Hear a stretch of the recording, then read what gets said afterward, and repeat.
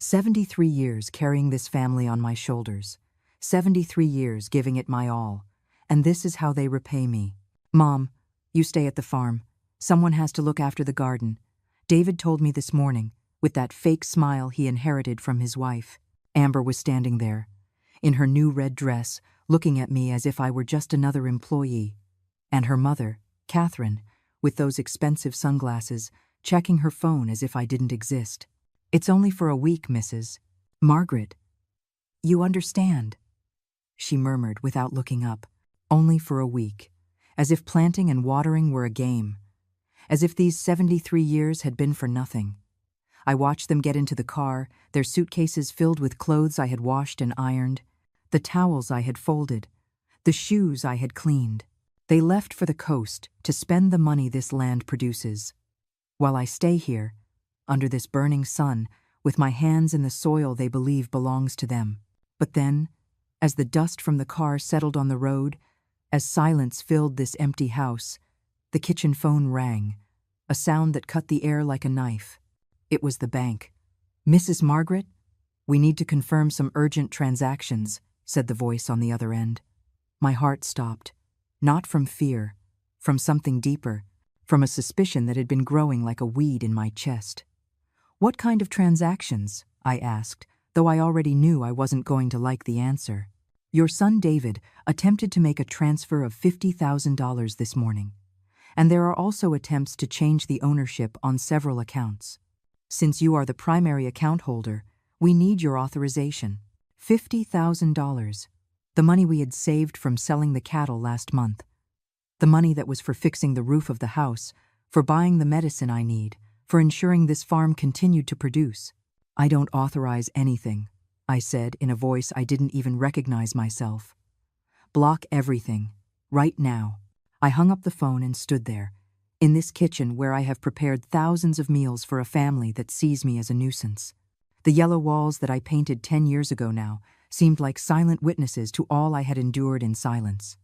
That night, as I watered the tomatoes and lettuce they would eat upon their return, my phone vibrated. It was David. Mom, what happened with the cards? We can't withdraw a single cent, can't pay for anything. His voice sounded desperate, almost hysterical. I could hear Amber screaming in the background, and Catherine cursing in that elegant tone she uses when she thinks no one is listening. Mom, are you there? Answer me. I took a deep breath. The air smelled of damp earth and the jasmine flowers I had planted 20 years ago when I still believed this family valued me. I'm here, David. And, be calm. We're stranded in this hotel. We can't even pay the bill. What did you do? What I did. As if protecting my own money was a crime. As if I didn't have the right to decide about what is rightfully mine. I did what I had to do, son. But Mom, it's an emergency. We need the money. An emergency. Their beach vacation was an emergency, but my blood pressure medicine was not. The roof leaking over my bed was not.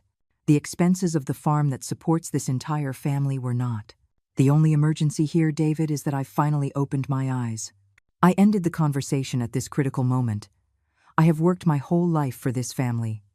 I have sacrificed my dreams, my youth, my health. And now I discover they were planning to take even the last thing I had left. But there's something they don't know. Something I discovered 3 days ago, when Helen, my neighbor, came over for coffee and told me what she had heard in town. Something that changes everything. This story is just beginning. 3 days ago, Helen came to visit me as she does every afternoon. She always brings her favorite mug, the white ceramic one with flowers that I gave her last year. She sat in the rocking chair on the porch, the same one where my late husband used to read the newspaper. Margaret, she said in that soft voice she uses when she has something important to say, I need to tell you something I heard in town. I was peeling oranges to make juice, but something in her tone made my hands stop. The peels fell to the floor like small, withered suns. What is it, Helen? She looked towards the road, as if afraid someone might hear us. Yesterday, I was at old Mr. Henderson's law office. I had gone to renew the papers for my land, you remember, and while I was waiting, I overheard Amber talking on the phone. My heart started to beat faster. Amber at the lawyer's office. That couldn't be a coincidence. She was talking to someone about selling the farm, Margaret. She said they already had a buyer, that they just needed to convince you to sign some papers, that they were going to tell you it was for renewing the insurance. The oranges rolled across the floor. My hands trembled like leaves in a storm. Are you sure about what you heard? As sure as my name is Helen Marie, and there's more. She also mentioned something about changing the bank accounts to David's name. She said it was more convenient for a woman your age. And then, Margaret, I heard something that chilled my blood. She said that after the sale, they were going to take you to a nursing home in the city, that they had already set aside the money to pay for it. A nursing home. As if I were a piece of old furniture that was no longer useful.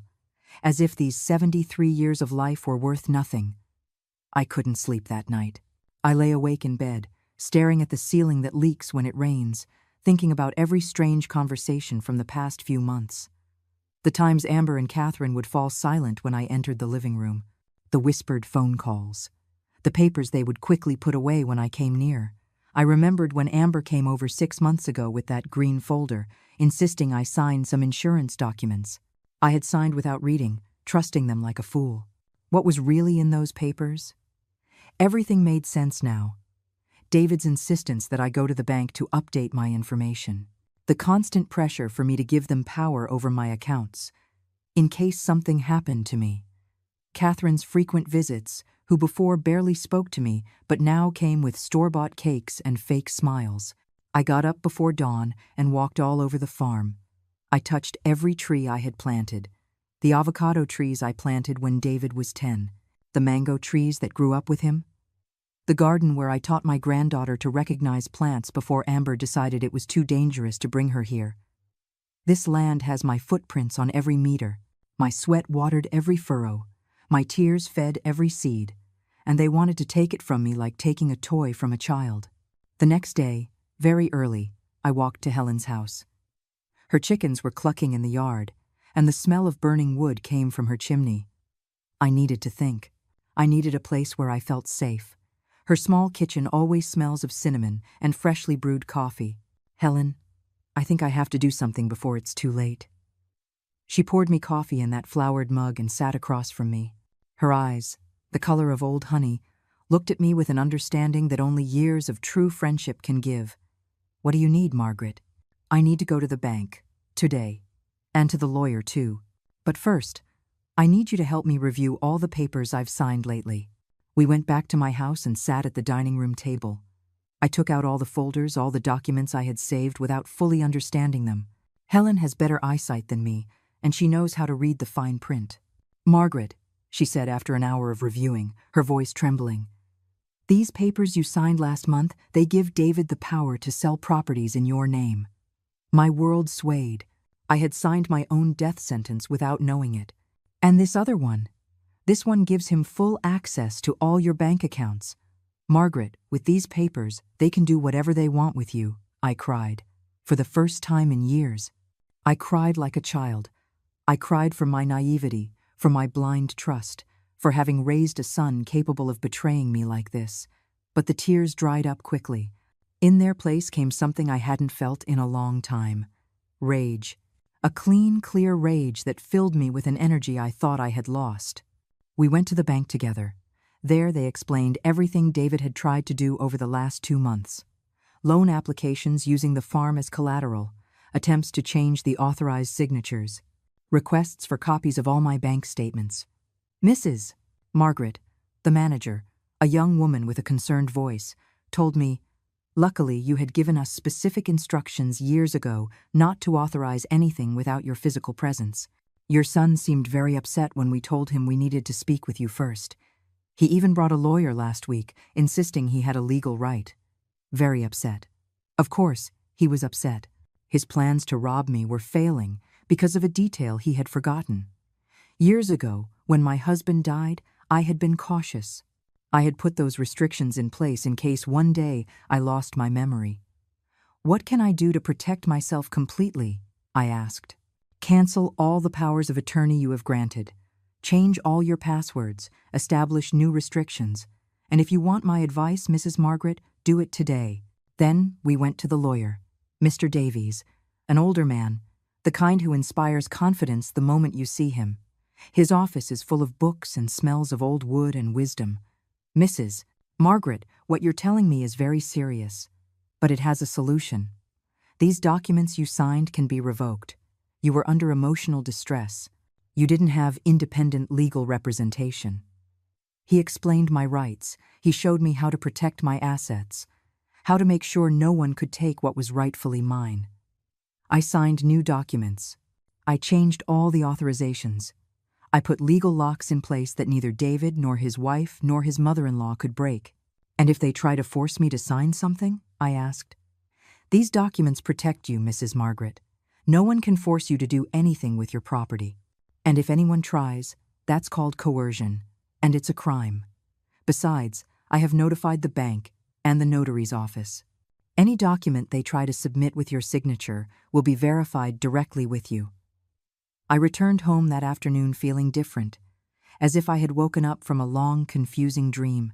The farm looked the same green mountains in the background, the same infinite sky, the same trees I had planted with my own hands decades ago. But I was no longer the same woman who had left that morning. For the first time in months, maybe years, I felt in control of my own life.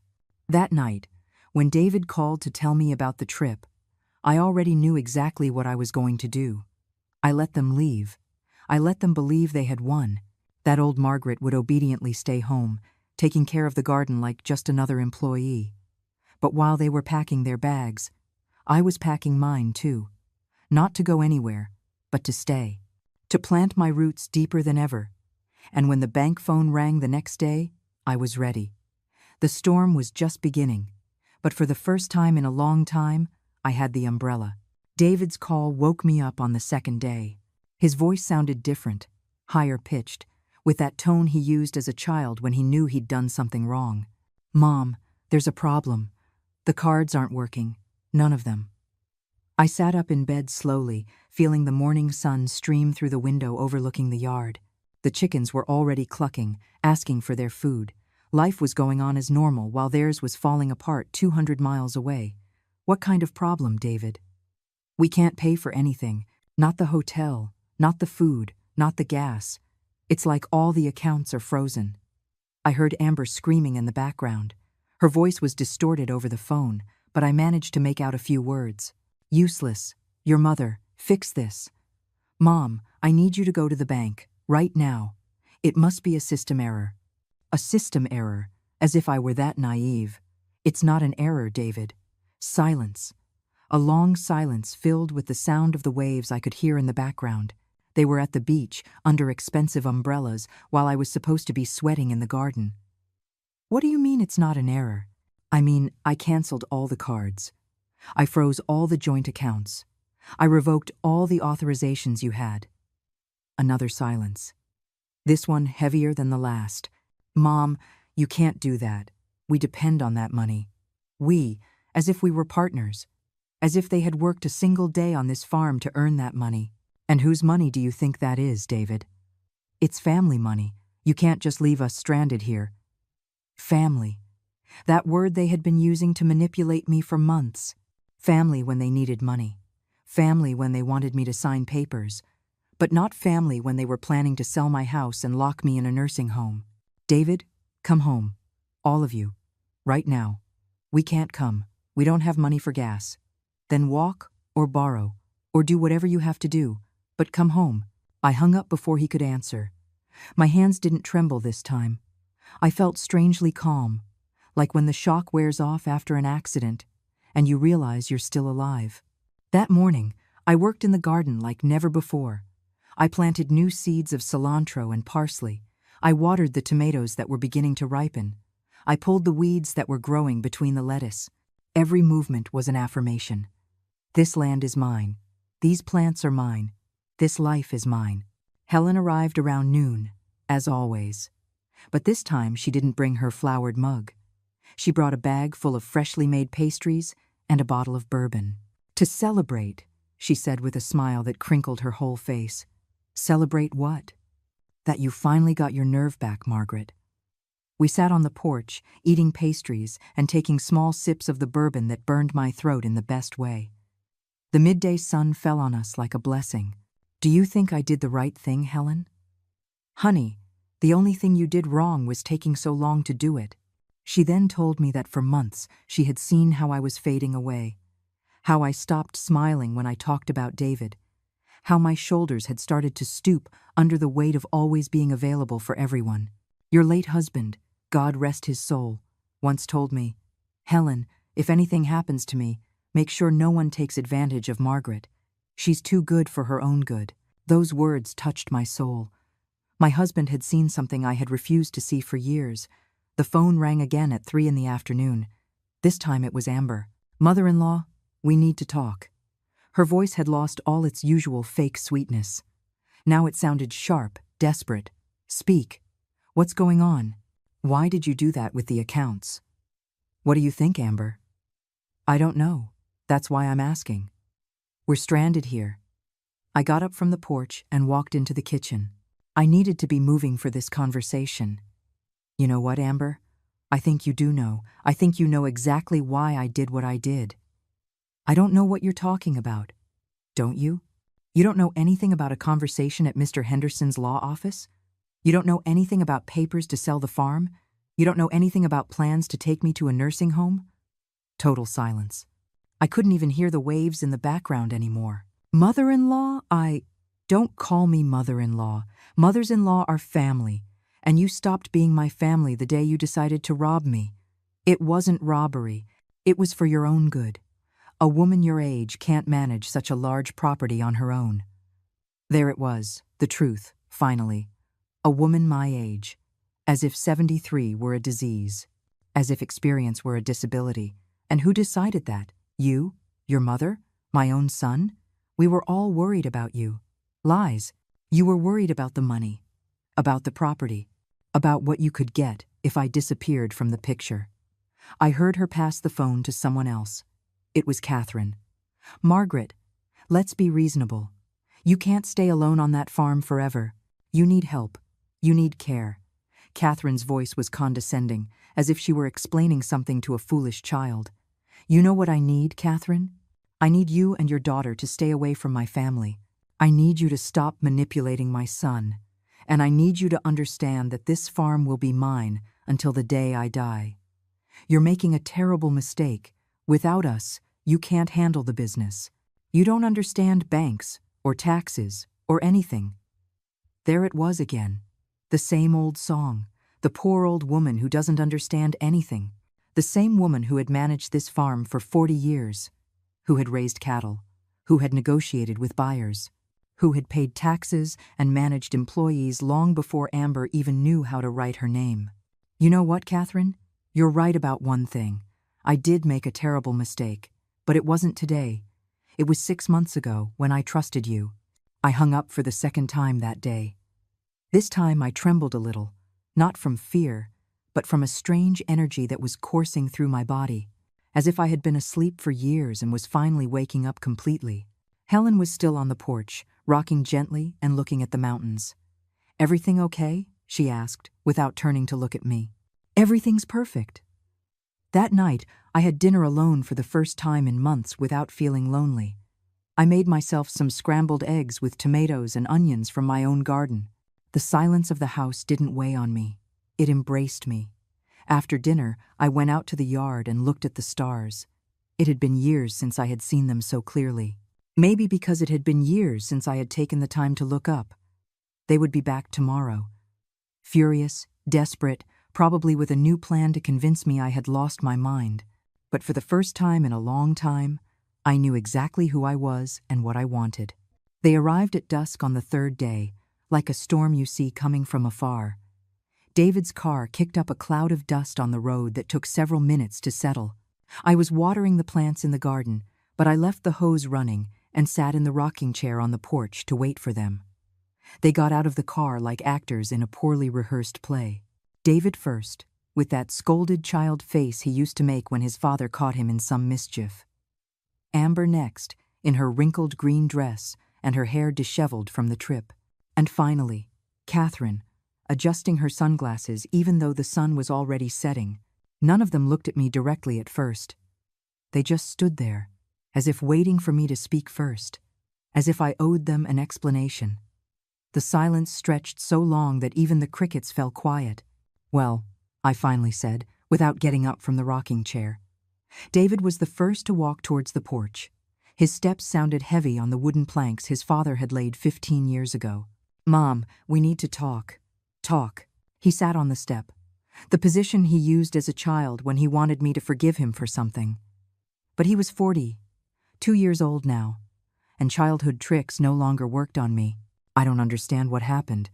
Why did you do what you did? You really don't understand, David?"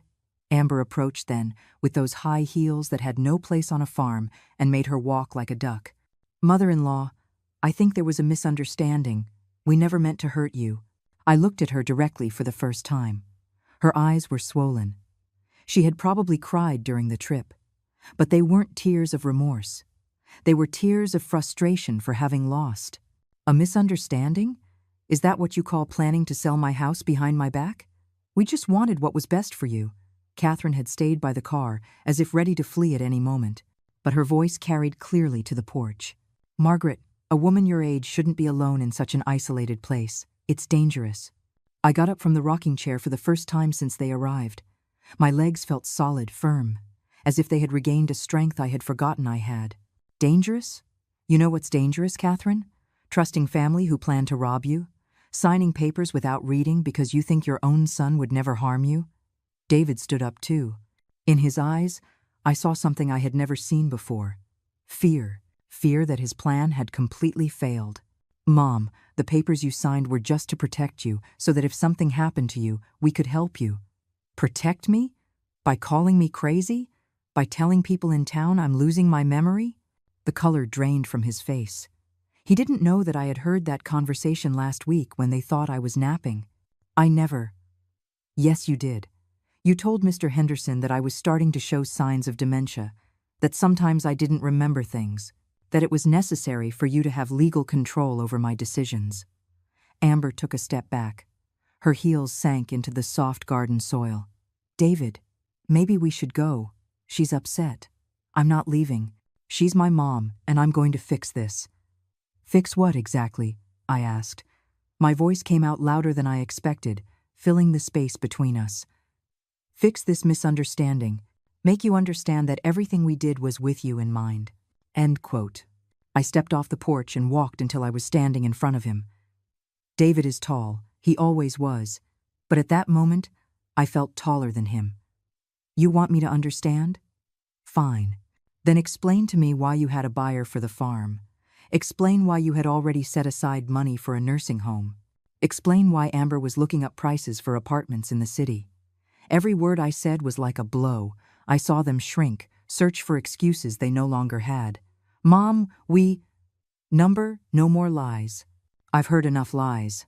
Catherine finally approached, walking with that fake elegance she uses when she wants to impress. "Margaret, be reasonable. You can't live alone forever. You need someone to take care of your affairs." "Someone like you? People who plan to rob me and then throw me out like an old dog?" "No one was going to throw you out. The home we chose is very good. It has gardens and activities." There was the full confession. She wasn't even trying to deny it anymore. A home, with gardens and activities. "And when did you ask me if I wanted gardens and activities?" David ran his hands through his hair, frustrated. "Because we knew you would say no. You're too stubborn to accept help." "Help? Is selling my house help? Is stealing my savings help? We weren't going to steal anything. The money was going to be used to take care of you." "Lies. The money was going to be used for you to live comfortably while I rotted in a nursing home." Amber started crying again. Those manipulative tears she used whenever things didn't go her way.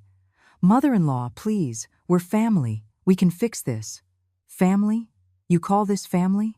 I walked to the garden and cut a white rose from the bush I planted when my granddaughter was born. I held it in my hands, feeling the soft thorns against my fingers. "Do you know what real family is? Family is Helen, who warned me about your plans. Family is Mr. Davies, who helped me protect my rights without asking for anything in return. Family is this land that has sustained me for 40 years.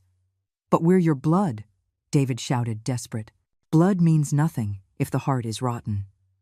Catherine stepped forward then, with that fake smile she reserved for special occasions. Margaret, let's be practical. You need us more than you think. Who's going to take care of you when you get sick? Who's going to manage the farm business? I will take care of myself, as I have for 73 years. And as for the farm business, I have some news for you. I went back to the porch and took from my purse the papers I had signed that morning with Mr. Davies.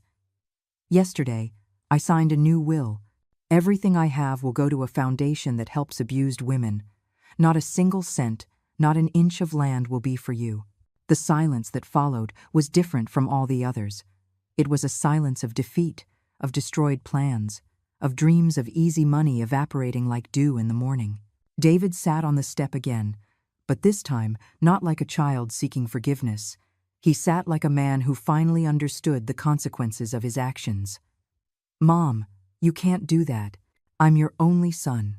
Being my only son gave you rights, David, but it also gave you obligations, and you chose to betray me instead of taking care of me. Amber had stopped crying. Now she was looking at me with a pure rage that finally showed her true face. You're crazy. Completely crazy. David, do something. What do you want me to do? I don't know, but you can't let her take everything from us. No one is taking anything from you, I said calmly. You are simply losing something that was never yours. The sun had set completely. The first stars were beginning to appear in the violet sky. It was time for them to leave. Go, I told them. This house is no longer your home. David looked at me as if he hadn't understood the words. As if it were impossible that his mother, the woman who had cleaned his scraped knees and prepared his favorite meals for 40 years, was telling him to leave. Mom, you can't be serious. I have never been more serious in my life. Amber approached then, with the desperation of a cornered animal that made her look ugly despite all her makeup. Mother-in-law, think carefully. Without us, you have no one. What are you going to do when you get sick? When you need help? I'm going to do the same thing I've always done. Solve my problems on my own. But you're 73 years old? And you're 35, but you act like you're 5. Age is no excuse for being useless, Amber. Catherine had already gotten into the car, probably calculating that this battle was lost. But she shouted from the window, Margaret, this isn't over. We have legal rights. The papers you signed give us power. Those papers? I took the folder I had taken to the lawyer out of my purse. Are you referring to these papers that have already been nullified? Or these other ones, where it's proven that you pressured me to sign without legal representation? Her face fell. Even from a distance, I could see how reality hit her like a hammer. That's impossible. Those documents are valid. They were valid, until Mr. Davies proved there was emotional coercion. It turns out the law protects senior citizens from abusive children. Who would have thought? David stood up abruptly, so fast that the step planks creaked. We are not abusive. Everything we did was for your own good. For my own good? David, look around.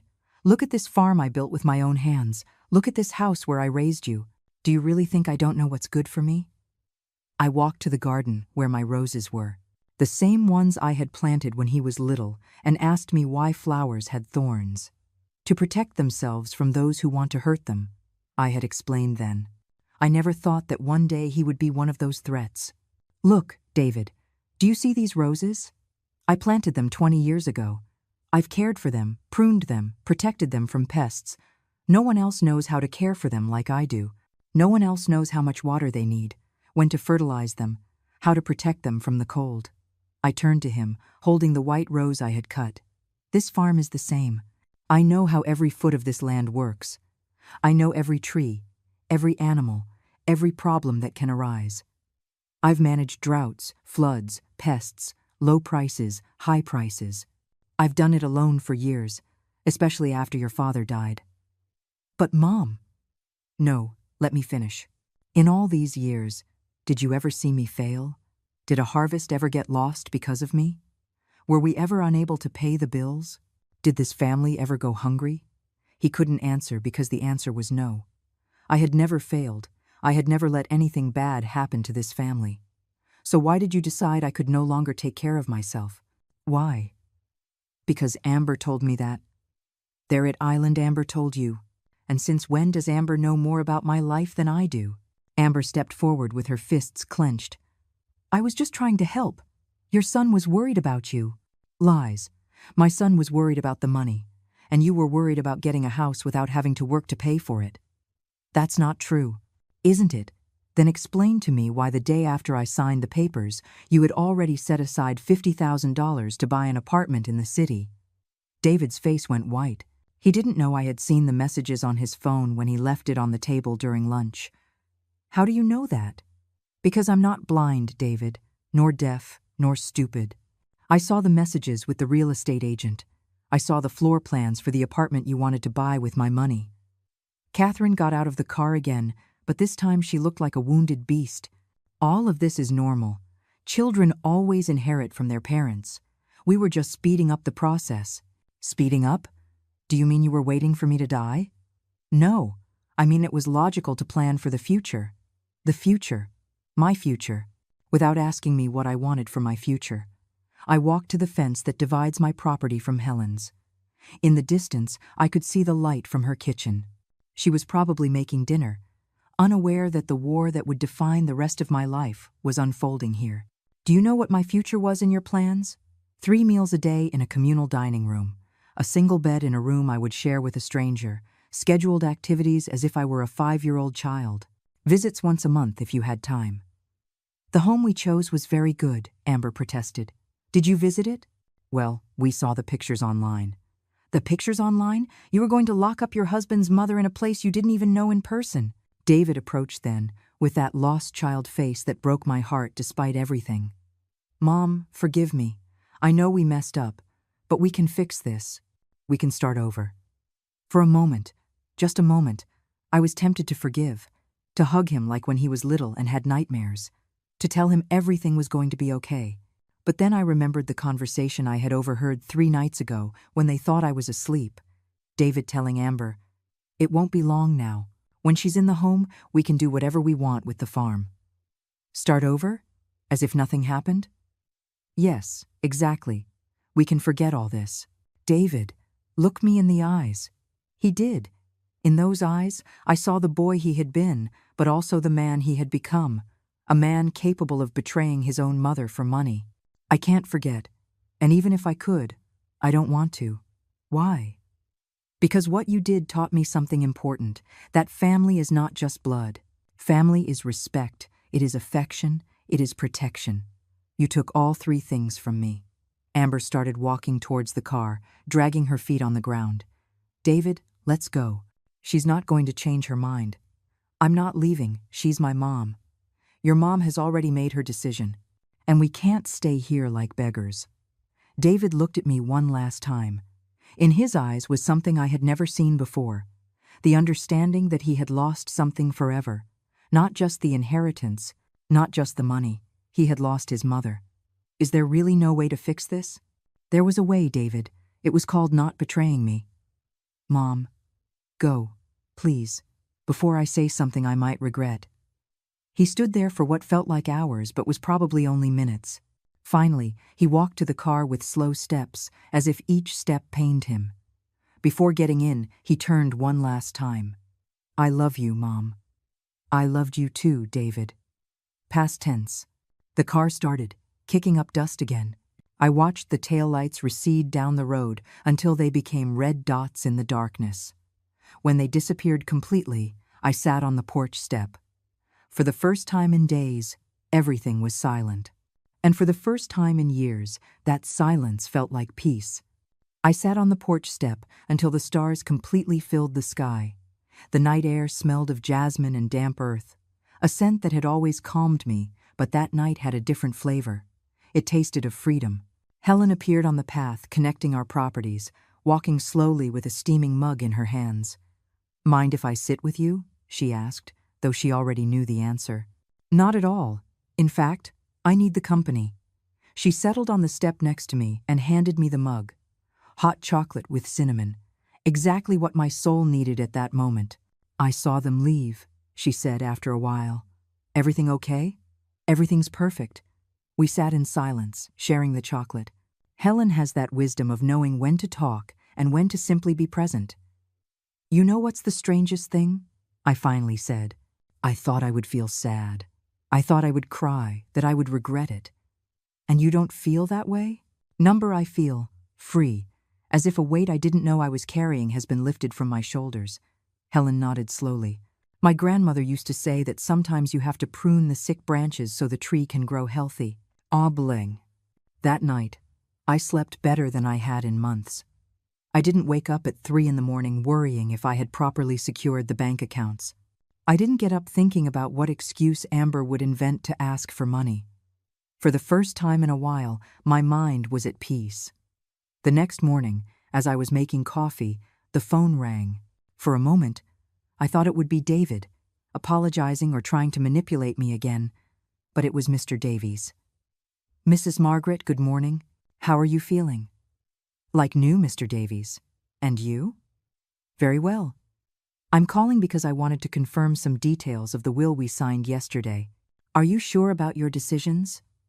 More sure than ever. Perfect. I also wanted to inform you that your son came to my office very early this morning. He wanted to know if there was any way to contest the changes you made. I wasn't surprised. David had always been persistent when he wanted something. And what did you tell him?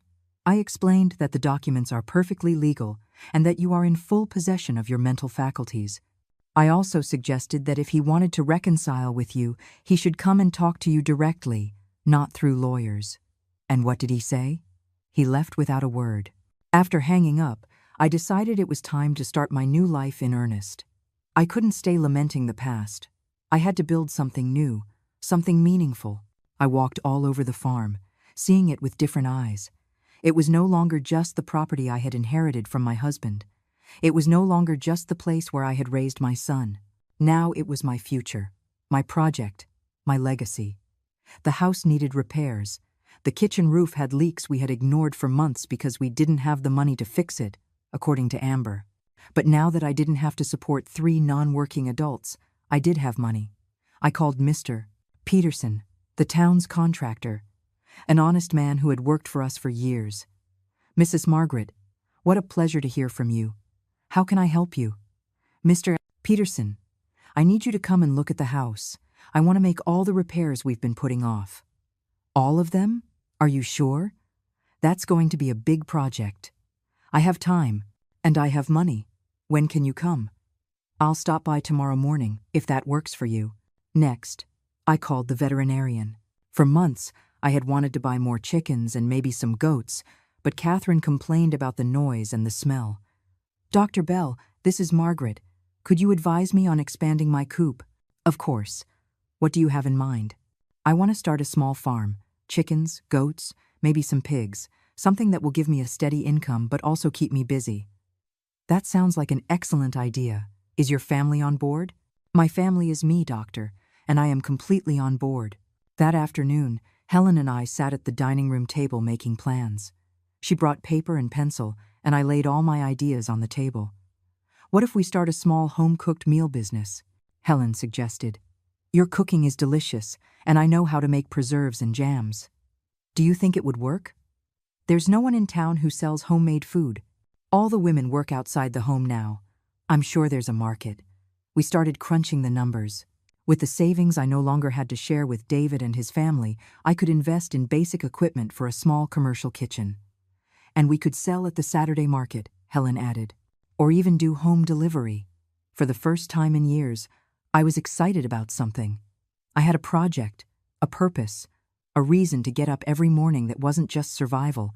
That night, as I ate dinner alone in the kitchen, I realized something. The house felt bigger, not emptier, bigger, as if I had reclaimed spaces I didn't know I had lost. The phone rang at 9 o'clock at night. It was a number I didn't recognize. Margaret? The voice was of a young, shy woman. Yes, this is Margaret. Who is this, please? It's the wife of Jeremy, your neighbor, Mrs. Thompson's son. She gave me your number. Jeremy, the young man who had studied business administration and now worked in the city. What can I do for you, honey? Mrs. Thompson told me you're thinking of starting a food business. I work in marketing, and I was wondering if you would need any help. What kind of help? Well, I could help you with social media, with label design, with promotion. I would love to be part of a project like that. And how much would you charge for that help? Nothing at first. If the business works out, we could talk about a small partnership. But first, I want to help you get off the ground. I hung up the phone with a huge smile. I didn't just have a project. I had a team. The next day, Mr. Peterson arrived early with his tape measure and notebook. We went over the whole house, from the roof to the foundations. Mrs. Margaret, this house is solid. It just needs some love and maintenance. How long would it take to make it like new? About 3 months, working every day. But it's going to look like a palace. Do it. While Mr. Peterson was taking measurements, I walked to the back of the property, where I had always wanted to build a small workshop. My late husband had dreamed of having his carpentry shop there, but we never found the time or the money. Now I had both. I took out my phone and dialed the number of the construction company. Good morning. I need a quote for a new construction. What type of construction? A carpentry workshop. And next to it, a small commercial kitchen. When do you need it by? I'm in no hurry, but I want it to be perfect. For the first time in 73 years, I was building something just for me, without having to ask for permission, without having to justify expenses, without having to listen to complaints about the noise or the mess. It was my money, my land, my decision, and it felt glorious. 6 months passed before I heard from David again. 6 months in which my life changed completely, as if I had emerged from a chrysalis and could finally fly. The house turned out beautiful. Mr. Peterson hadn't exaggerated when he said it would look like a palace. New roofs, restored floors, walls painted a soft yellow that made the whole house feel full of sun. The commercial kitchen worked perfectly, and the carpentry workshop was exactly as my husband would have dreamed. Helen and I had turned our home-cooked meal project into a small empire. We sold pies on Tuesdays, pastries on Thursdays, and preserves every day. On weekends, the town market was filled with people who came specifically to buy our products. Mrs. Margaret, Mr. Henderson, the notary, would tell me every time he passed by our stall, "You've aged backwards 10 years." And it was true. I felt stronger, clearer, more alive than I had in a long time. I worked from 5 in the morning until 7 at night. But it was work that filled me with satisfaction instead of draining me. Jeremy's wife, whose name was Ashley, had been a blessing. She created a social media page that had thousands of followers. She named it Grandma Margaret's Kitchen, and although I protested because I wasn't anyone's grandmother, the name stuck. We had hired 3 young women from the town to help us. Young women who needed work and were quick learners. The house, which had been so quiet for years, was now filled with laughter and conversation from early in the morning.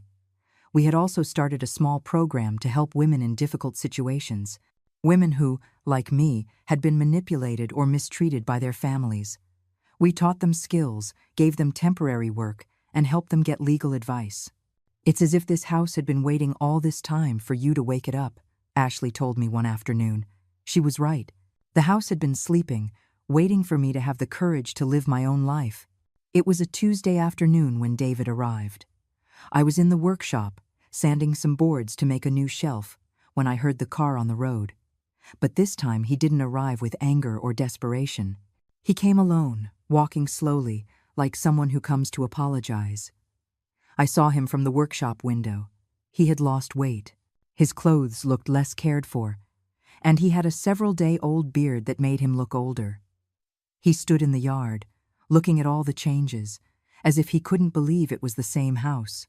I came out of the workshop, wiping my hands on my apron. I didn't run to him, but I didn't hide either. "Hi, Mom." "Hello, David." We stood there, separated by a few feet that felt like miles. "The house looks different. It's alive again." He nodded slowly, as if he understood the message behind my words. "Can I sit down?" "It's your decision." He sat on the porch step, in the same place he had sat last time, but now he looked small, defeated. "Mom, I came to apologize." I didn't answer. I had learned the power of silence. "I know what we did was wrong. I know there's no excuse, but I wanted you to know that I've realized everything." Everything what? That you were right. That Amber manipulated me. That I lost the most important person in my life because of greed. And Amber? She left. 3 months ago. She took everything she could and left with a man she met in the city. I didn't feel satisfaction hearing that. I didn't feel pity either. It was simply information. And Catherine is in a nursing home. Her own son committed her when she ran out of money. The irony was perfect, but I said nothing. Mom, I know I don't deserve forgiveness. I know it's probably too late. But I wanted you to know that I've learned. That by losing you, I realized what really matters in life. I sat in the rocking chair but kept my distance. What do you want, David? Nothing. I'm not here to ask for anything. I'm just here to tell you that I love you, that I've always loved you, even if my actions said otherwise. And what have you been doing these months? Working. I work in construction now. It's hard, but it's honest. I sleep in a rented room, eat at cheap diners. I'm trying to understand how I became so stupid. For the first time in the conversation, his eyes filled with real tears. Not tears of manipulation, but of real remorse. I see the life you've built without us, and I realize that we were the ones holding you back. You didn't need us to take care of you.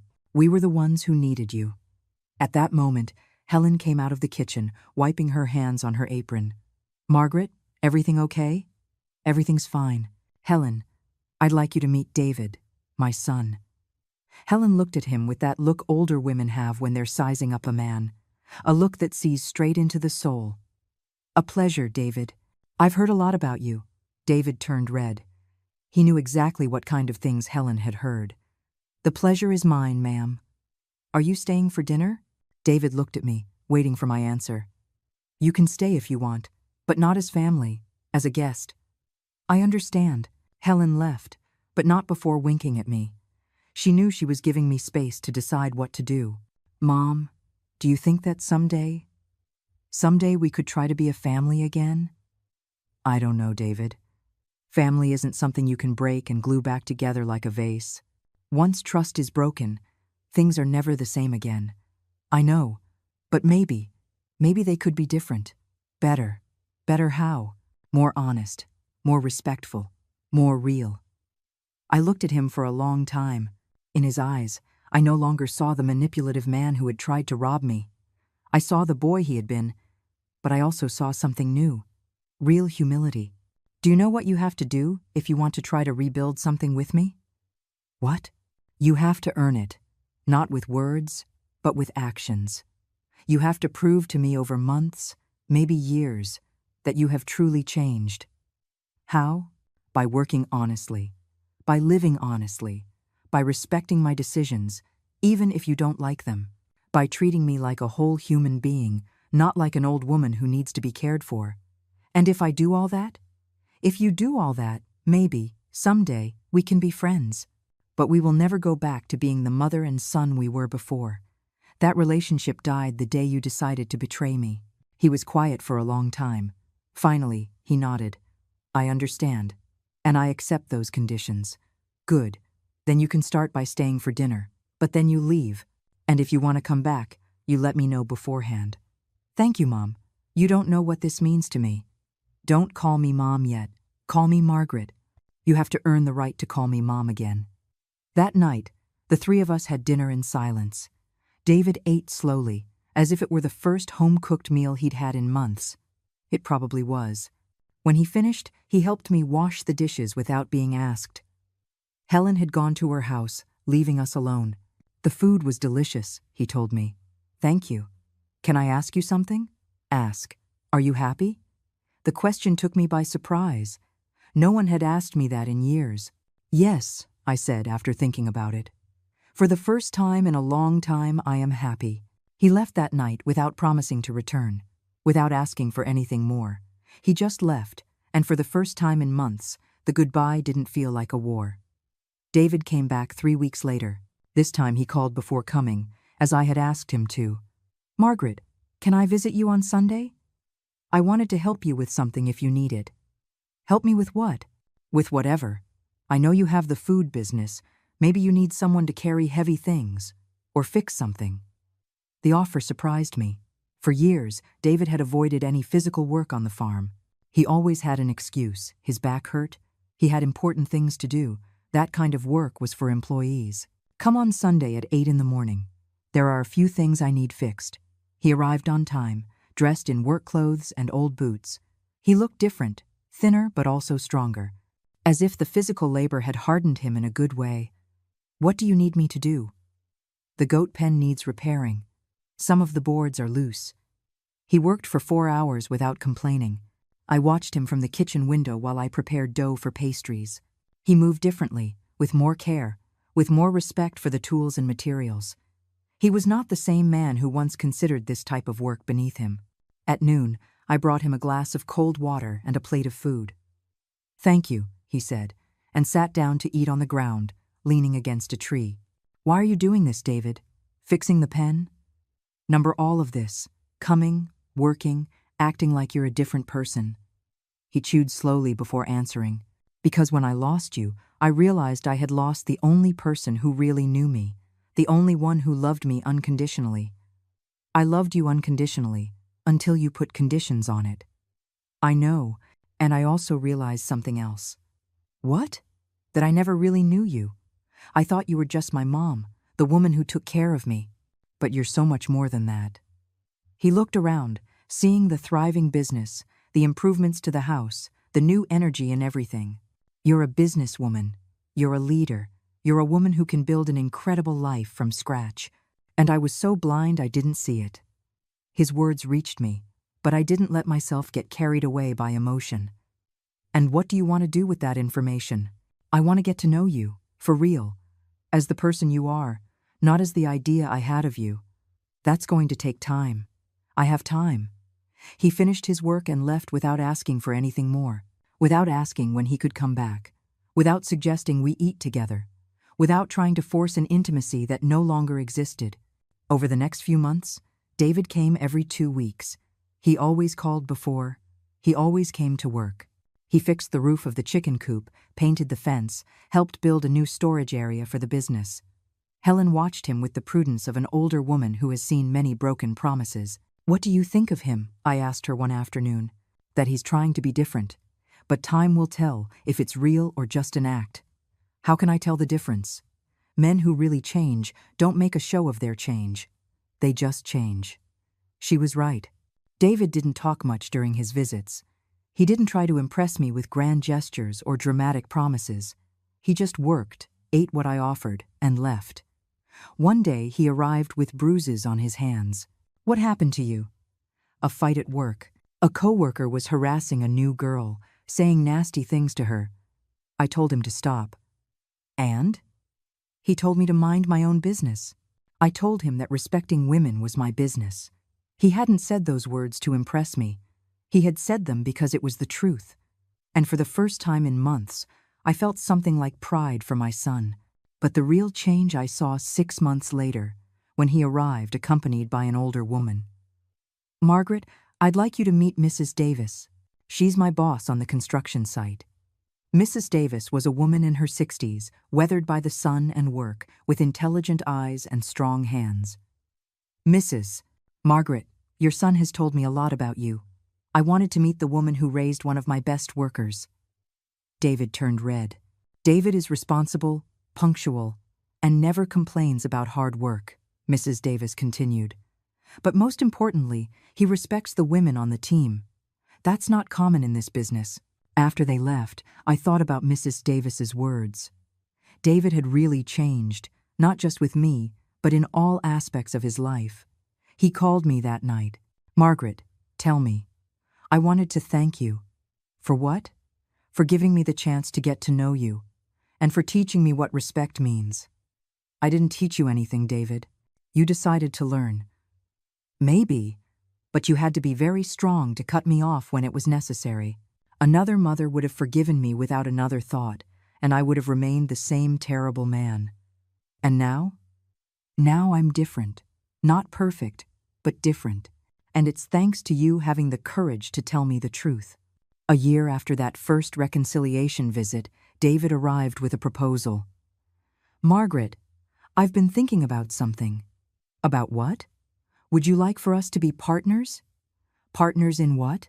In the business. Not as a son who inherits, but as a partner who contributes work and earns his share. The idea intrigued me. What would you contribute? Physical labor, deliveries, building a larger kitchen if you decide to expand, and something more important, respect for your leadership. And what would you want in return? A fair salary, a share of the profits if the business grows, and maybe, someday, if I earn it, for you to call me your son again. I looked at him for a long time. In his face, I no longer saw the manipulative man who had tried to rob me. I saw someone who had paid the price for his mistakes and had decided to build something better. And what if things go wrong? If we fight again? Then we part ways as partners who didn't work out, but not as enemies. And if it works? If it works, we build something together, something we can both be proud of. It was a risky proposal, but it was also an honest one. Give me time to think about it. All the time you need. That night, I spoke with Helen. What do you think? I think he's not the same man who betrayed you, but I also think you're not the same woman who let herself be betrayed. Do you think I should try? I think you should do what makes you happy, but with your eyes wide open. 2 weeks later, I gave him my answer. I accept the partnership, but with very clear conditions. Whatever you say, a written contract, a review every 6 months, and at the first sign of disrespect, it's all over. I accept. Good. Then we start on Monday. And, David? Yes? You can call me Mom again. You've earned it. For the first time in almost 2 years, I saw him cry, but these were tears of gratitude, not of manipulation. Thank you, Mom. I won't fail you again. I know, because if you do, this time there won't be a third chance. I know, and I promise you won't need one. 3 years have passed since David and I became partners. 3 years in which we have built something that neither of us could have imagined when everything fell apart. The business grew beyond our wildest dreams. Grandma Margaret's kitchen now has 2 locations, one in town and one in the city. We employ 15 people, all women from the area who needed decent work. Ashley, the young woman who helped us with marketing, is now our general manager. But the most important thing is not the numbers in the bank accounts.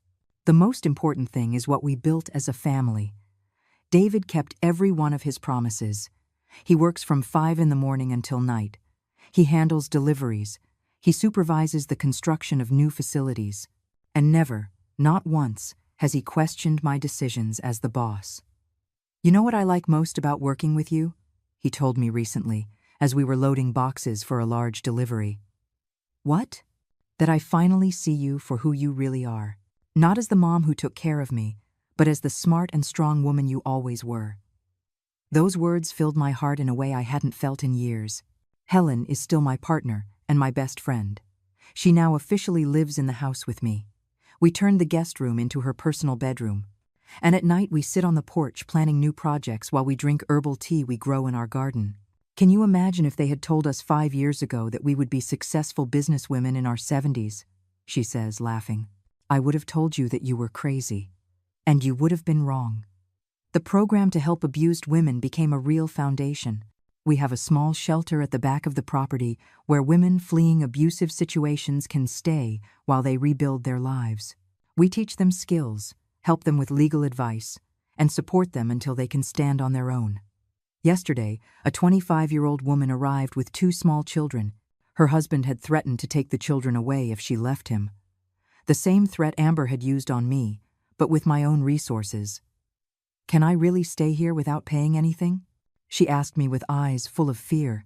Not only can you stay, but you're going to learn to do something you like that will give you financial independence. And when you're ready to leave, we'll help you find your own place. Why are you doing this for me? You don't know me. Because all women deserve the opportunity to live with dignity.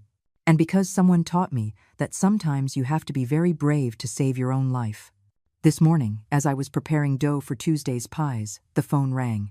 It was Mr. Davies. Mrs. Margaret, I'm calling to give you some news. Good or bad?